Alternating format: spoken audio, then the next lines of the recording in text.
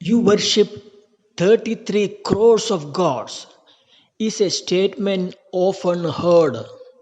For the Hindus, God not only include the divine personalities but even animals like cows, crows, monkeys, trees, shrubs, and non-living things like mountains, rivers, oceans, forests, stones, etc.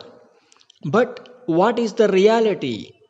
The reality is that in Sanatana Dharma there is neither many gods nor one God, but only God. In other words, followers of Sanatana Dharma worship neither one God nor many gods sitting in the heaven, but only God in everything in the universe. For the Hindus, God is not a belief but a reality and a matter of understanding. For this, what is necessary is Shraddha. This Shraddha is not belief, it is a mental state prior to understanding something or pending understanding. It is required when one tries to know what is God. That pending understanding, unless proved wrong, cannot be dismissed. To prove it, one has to explore and explain how and why it is wrong. That exploration was always on what is God and not where is God. Because once you start searching for God, you assume that He need to have a form and a place to sit. To have a form, you need to have a prior understanding of God. This becomes a contradiction as you are only searching for someone whom you already knew. Therefore, the right question should be, what is God? That is the question rishis of Sanatana Dharma have spent their time and energies to explore for ages. Those explorations by the rishis have led them to some unique findings about God. The same is recorded in the Vedas. Bhagavan Krishna only repeats those findings on many occasions in the Srimad Bhagavad Gita. That eternal truth about God has been so systematically taught to the people that even an unlettered villager knows it when he says that God is everywhere. Perhaps this has later slowly degenerated to the belief of 33 crores of God that people often talk about now.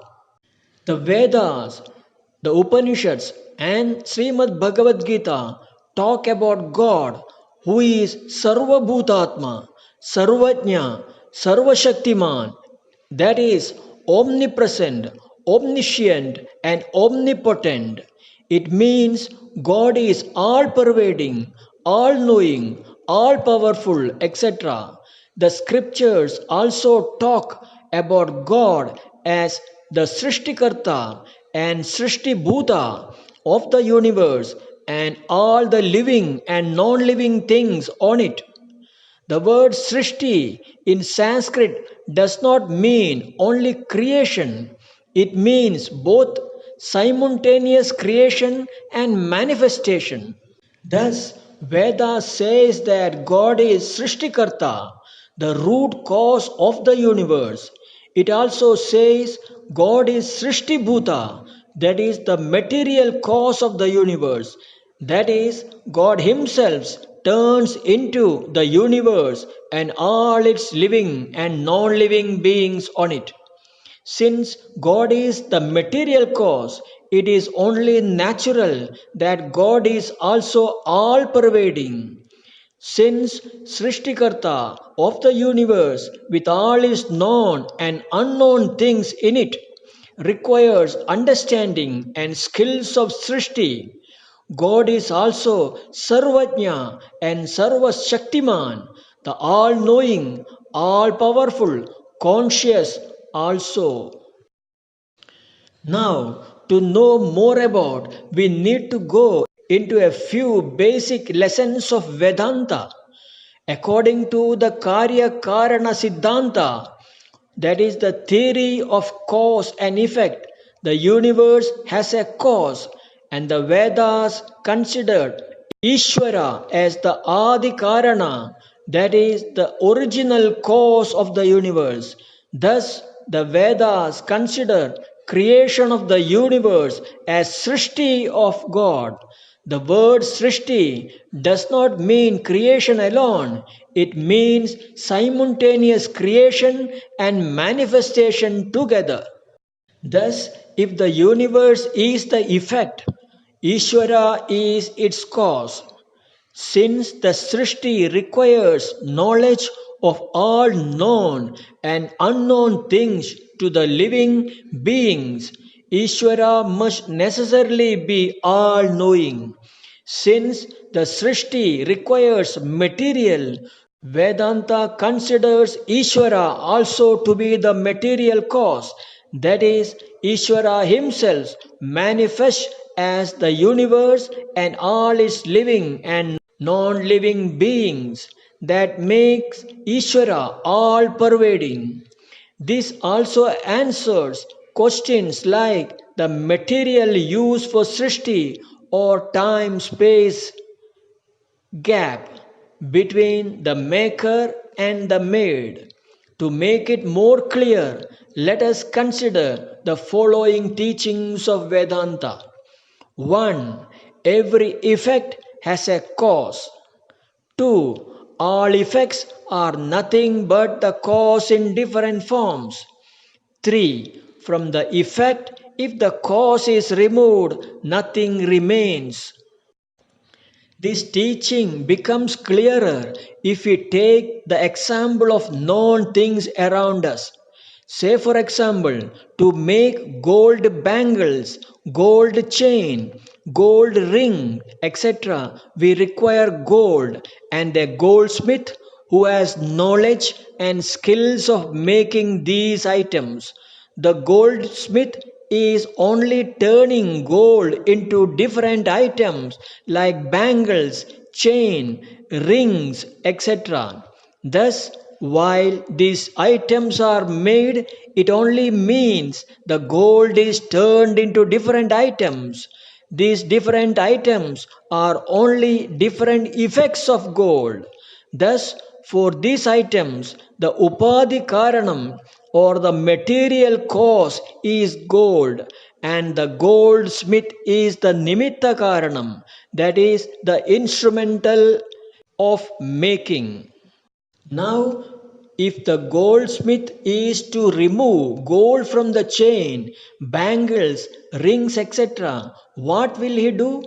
He will heat them up and turn into gold in liquid form and then into solid form. That process will result in disappearance of gold bangles, gold chain, gold rings, etc. Only gold will remain. When we look around, it is obvious someone who is highly conscious and supremely knowledgeable only must have created the universe. That person is referred to as Bhagavan or Ishvara in the Vedas.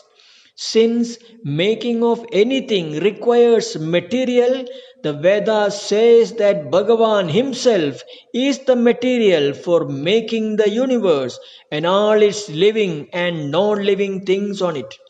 Srishti or creation or manifestation can never be out of nothing. It says Bhagavan manifested as the universe and all the living and non-living things on it. In other words, according to the Vedas, both the universe and its creator is one and the same. Logically, it cannot be otherwise, or else the question will naturally arise who made the material and where the material was kept before making of the universe. Any attempt to answer these questions will only raise more questions on the space and time concepts, etc. That Ishvara himself manifested as the universe rules out those questions.